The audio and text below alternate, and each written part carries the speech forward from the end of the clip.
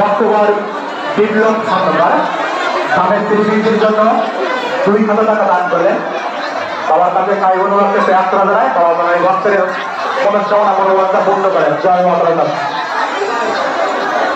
খলিশখালী নিবাসী সদে দেবনাথ, সে শারীরিকভাবে অসুস্থ আছে, বাবা যেন তাকে সুস্থ করে এই আশা নিয়ে বাবার চরণে বর্তমান 20 টাকা করে দেওয়া লাগলো।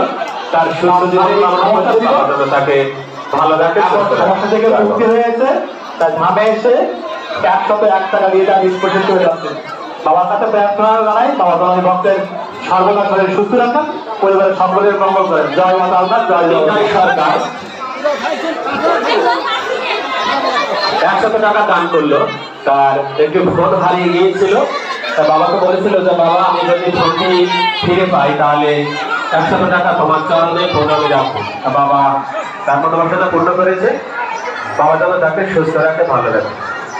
টেক্কা দাস বাবার এক ছোট্ট ভক্ত স্বামীর স্ত্রীর জন্য 10 টাকা দান করলেন। বাবা যেন এই ছোট্ট ভক্তের শরীর সুস্থ রাখেন। জয় মাতা আল্লাহ। তেঁতুলিয়া নিবাসী শিমুল ঘোষ, তুমি মাইক্রো সাউন্ড পেয়ে থাকলে অফিসের সামনে চলে এসো, তোমার মা তোমাকে খুঁজছে।